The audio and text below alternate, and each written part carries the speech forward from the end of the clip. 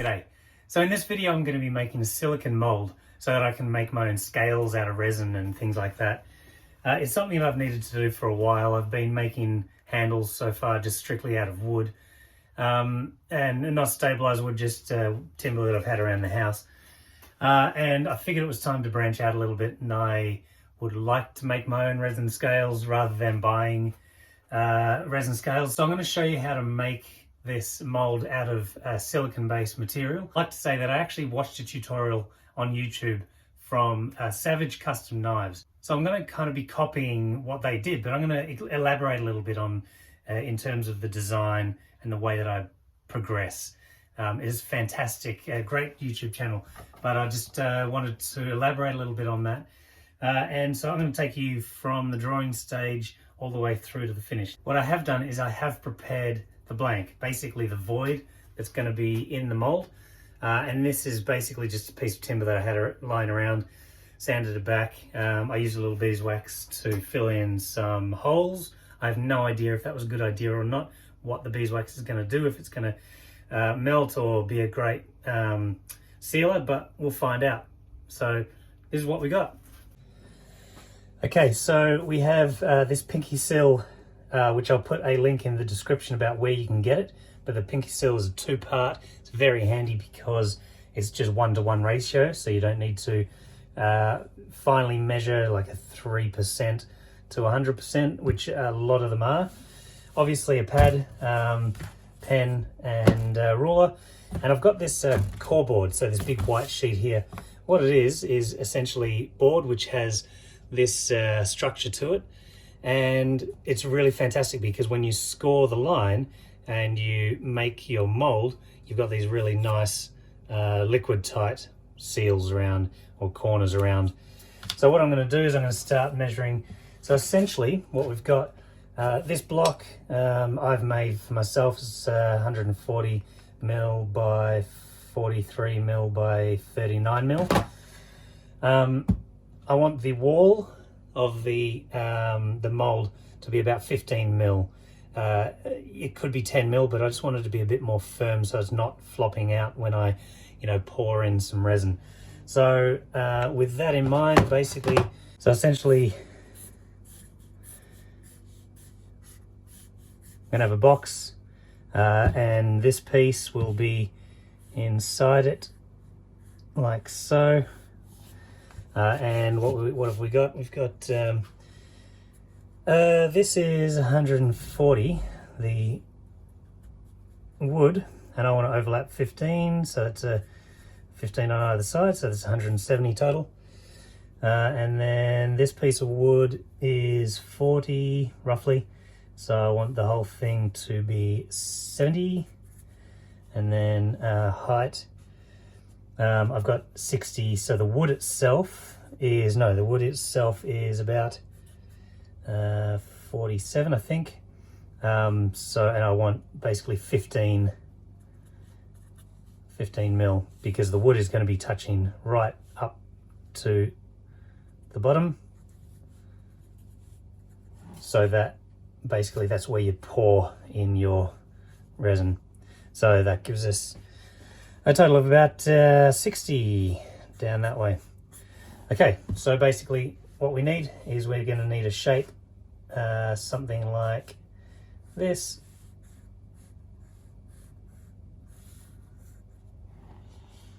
So that when this bit will be scored, fold them up and we'll put our block of wood in the middle like so. So what does that mean? That means we've got 70 plus 60 plus 60, and then we have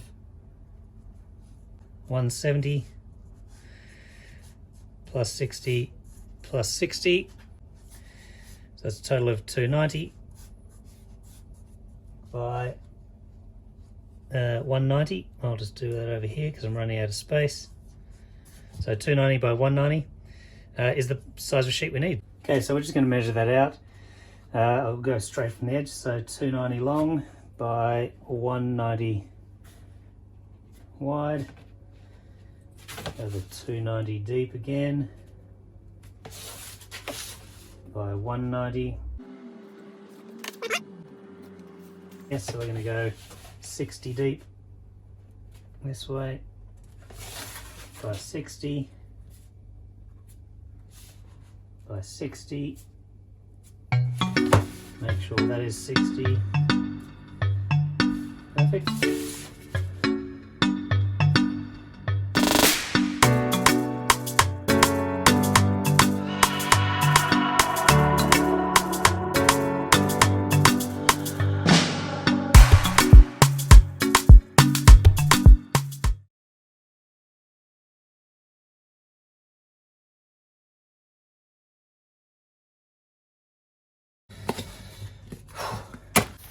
So there's our shape.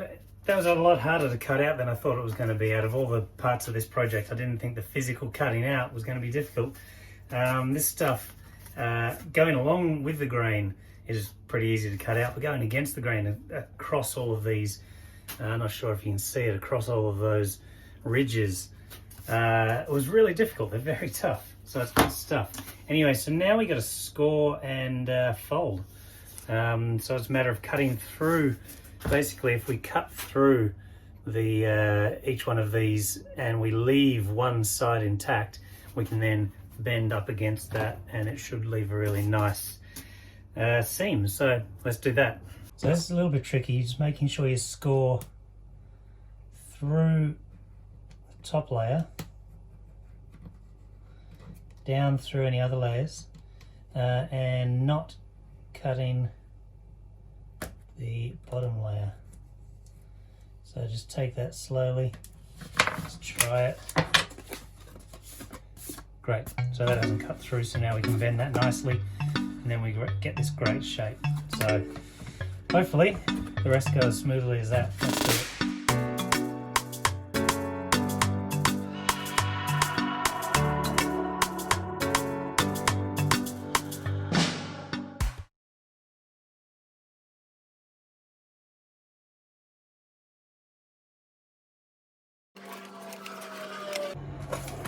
Then we have our box.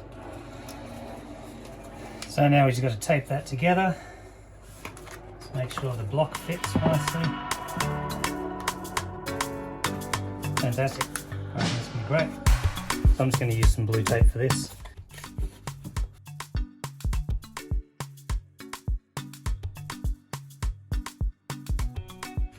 Alright, so there's the gist. Where's my block of wood?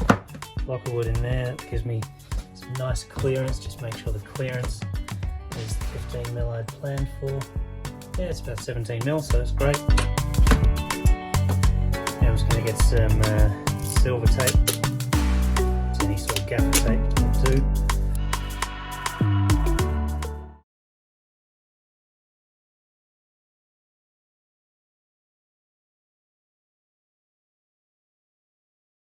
Our box. So now we got to stick the wood down into the center of here. So what we'll do is we'll take a piece of tape, fold it over. Now because this is going to be pushing the block slightly off of the bottom, the silicon will get underneath a little bit. So when we take it all apart, we're going to have to just slice the top off, which will give us a nice even area. So let's see if we can get this in the center. Now obviously it doesn't have to be perfect, but as close as we can get would be good. Looks pretty good.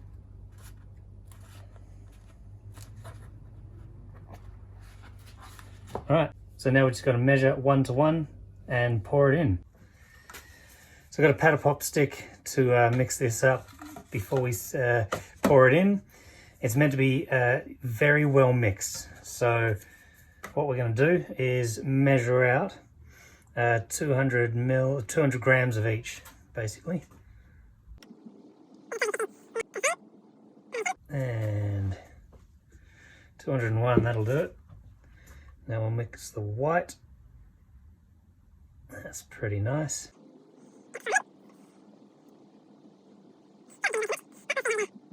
Three more mil. 400. All right.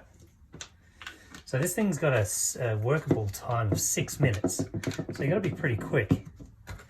We'll get going. Move that out of the way. Start mixing. I mean, it's going to be dead easy to see how well it's mixed.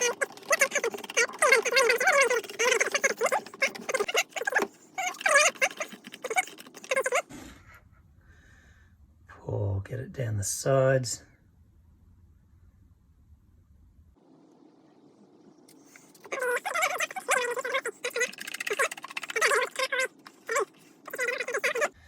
So we are going to get the rest of this poured out.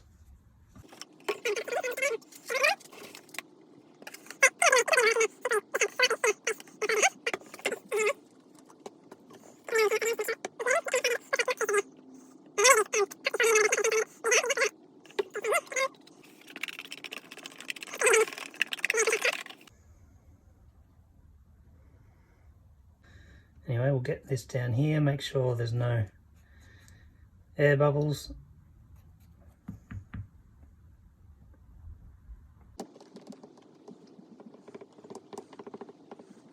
So it's been about 15 minutes and it's looking pretty good.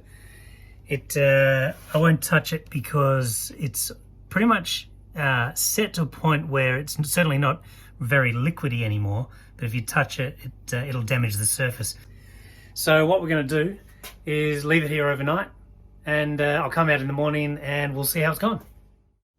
Okay, so it's the next day and we have our block and it's set really nicely. So I'm going to try and take it apart and see if it comes apart nicely and yeah, what the results are like. So let's see.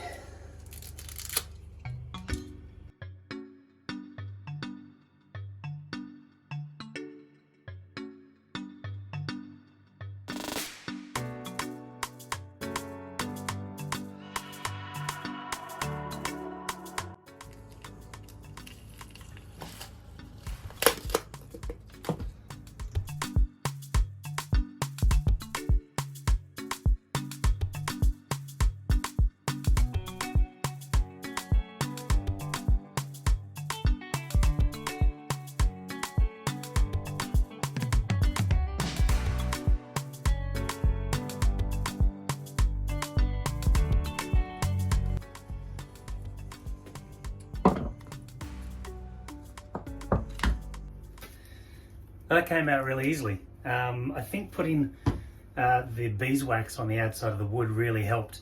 I've seen videos where it's been a real effort to get the wood out, but I can really feel the beeswax coating still on there. It's super slippery, so that was a good idea. And it's really neat. I made a bit of a dog's breakfast of the outside of this, but I'll just clean that up with a Stanley knife. But all in all, super happy with that. That's going to be fantastic for making resin scales. Ignoring the top surface here, you can see the quality of the interior is really very good. So, pretty good. I could highly recommend this PinkySil 1:1 ratio silicon, but I reckon that is a success. And I'll post some videos of the results of some of the resin casting in another video. So if you got anything out of this video, please like and subscribe, and I'd love to hear from you. So please leave a comment.